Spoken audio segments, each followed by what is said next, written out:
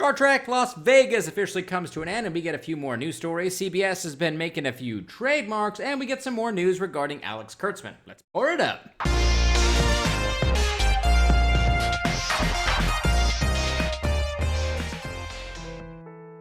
At CBS and Alex Kurtzman at Secret Hideout are listening to the fans.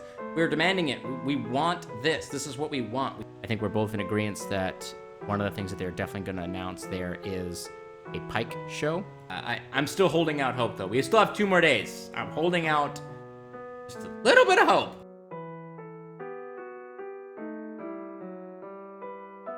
All right, so seriously, though, I was wrong in my hypothesis that we would get an official Star Trek Pike show announcement at Star Trek Las Vegas. I'm honestly disappointed that we did not get it. I know we had a lot of buzz about it online.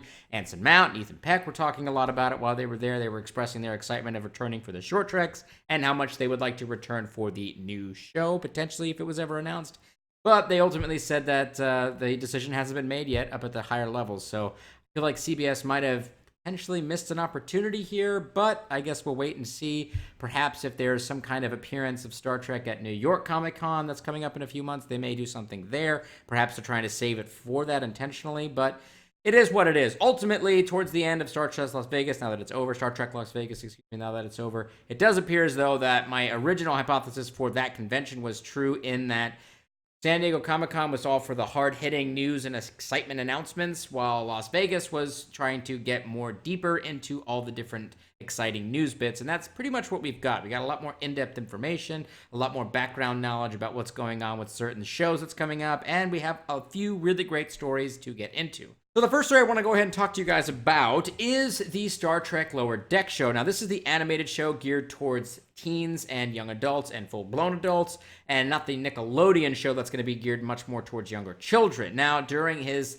live panel at Star Trek Las Vegas, Mike McMahon, the showrunner of Lower Decks, gave us a quick recap and a general description as to what this show is going to be about, saying, quote, Lower Decks takes place on a ship called the USS Cerritos, and it's a new class of ship. We know this as the California class of ship, and the specialty of the Cerritos is second contact. That's their gig.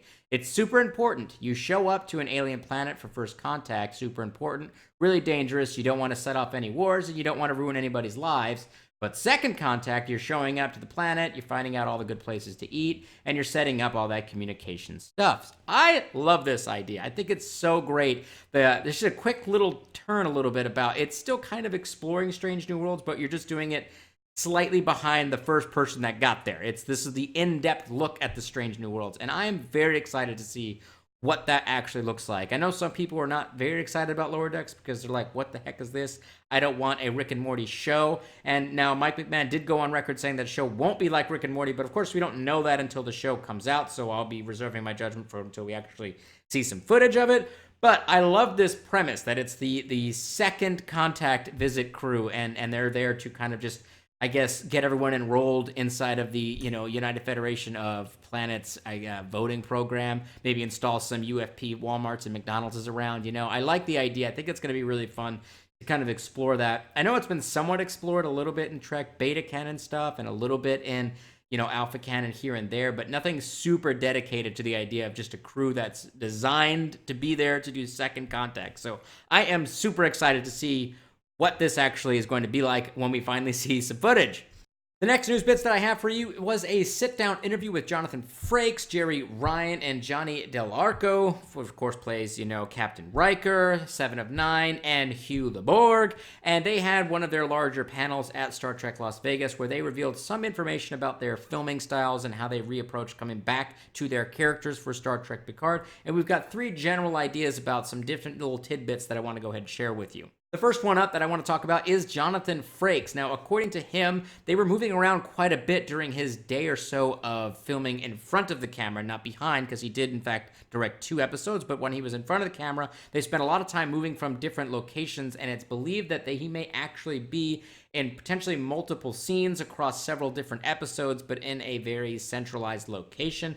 But that's not quite clear. He was being very cryptic and kind of in and out with what he was trying to say to try to keep us on our toes so that we don't actually get to know too much about what the show is. But What we do know right now is that he's going to at least appear in multiple scenes, potentially over several episodes, or at least several times in a episode.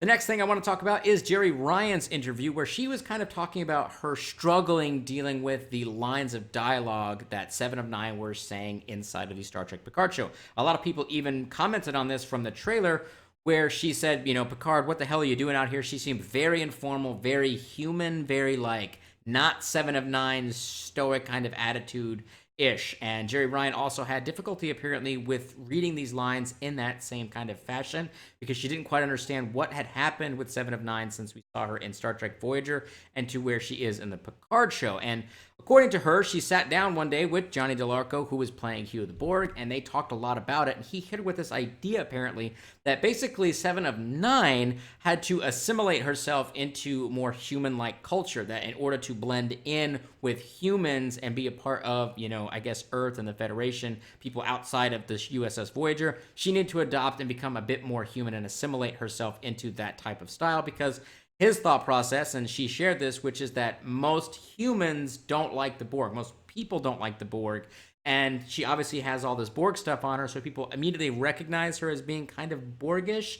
But as she acts more normal, people may just assume that she might just be an augmented human, which you've seen a lot of inside of Star Trek Discovery. So I think that's a really cool idea. I like that approach, that she's the one that's assimilated into Earth culture, maybe kind of put a lot of her Borgness aside, and I think that's going to play really well into her character, and hopefully that's kind of a plot point or a plot beat that she had to kind of give up part of herself in order to kind of blend in and not get, I guess, garbage thrown at her when she's trying to go down to the food court at the local mall or whatever it is, or whatever Seven of Nine's doing, I don't know. And the last bit that I want to talk about is, of course, Johnny DeLarco's part of his interview where he does play Hugh Borg, and he said that he spent the better part of the summer actually acting with Patrick Stewart, which leads everyone to believe that he's going to be in either multiple episodes at the beginning of the season, or that he's actually going to be spread out across the season. He had to film a whole bunch of stuff all at once in order to kind of, filming dates and all that stuff like that. So I think it's interesting, because I originally thought that Hugh was going to kind of come back as like a sub character, but based off the fact that he's been there all summer and he's been working with Patrick like a whole bunch, according to him, that,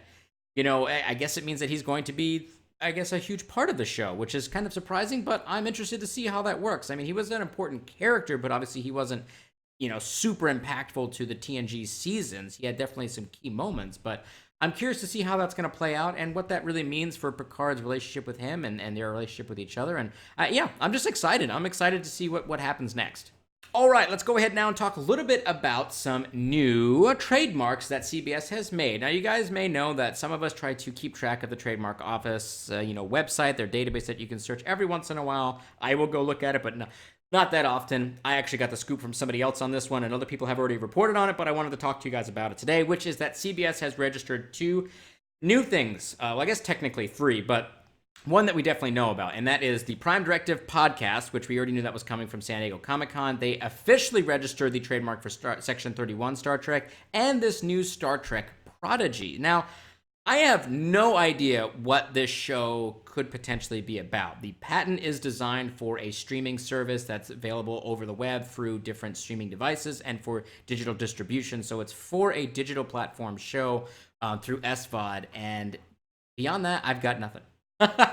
I don't know. I think it's great that we finally got the Section 31 copyright set up. That was done over on July, I believe it was, of this year. So that was really great. So that's important to get that locked down. And then Prodigy, again, I don't know what that could be. It could just be them trying to trick us into thinking that they're making something else, because they also have a bunch of other things on here that they haven't really used, such as the Star Trek SETI Alpha 5 or Star Trek Dark Remnant and all the Starfleet Academy, which they have used in some regards for like video games and beta canon stuff, but everyone was kind of focused on that being something new for like a TV show, but then it didn't really pan out. So we're not quite sure. My theory is that the Prodigy may be the Nickelodeon show, since that's one of the only things that's in production right now that we don't know the official title for. So that could be what that is.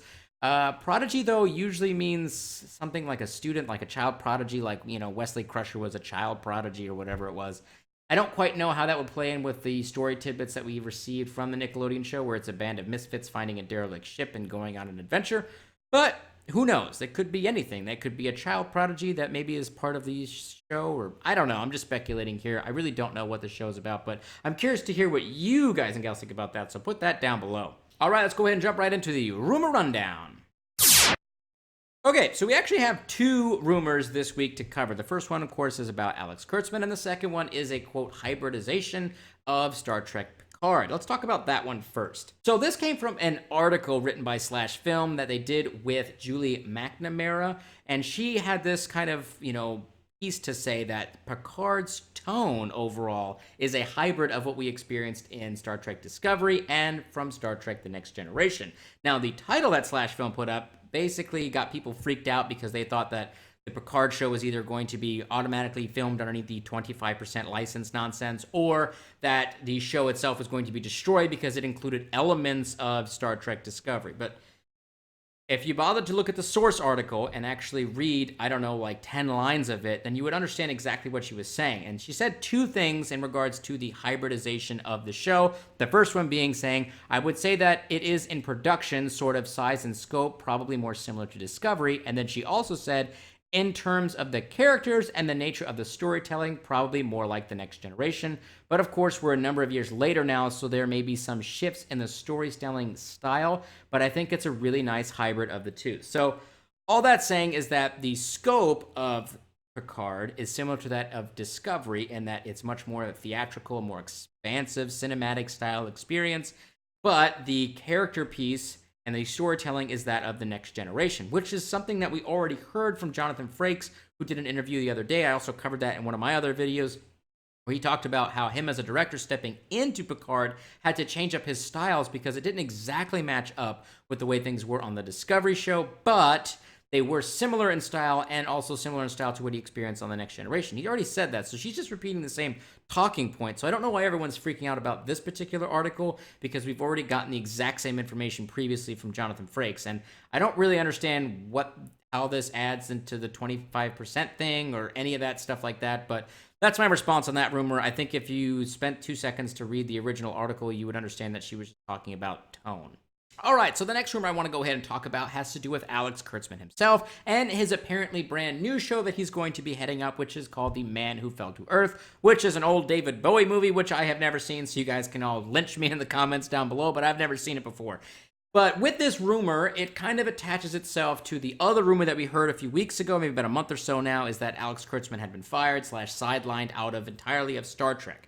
And, this articles right now that are reporting on this is that he is showing to be Alex Kurtzman as the showrunner for this new show. So it does seem sketch as to why Alex Kurtzman would be focusing on a show as opposed to all of Star Trek that he's apparently, supposed to be in charge of.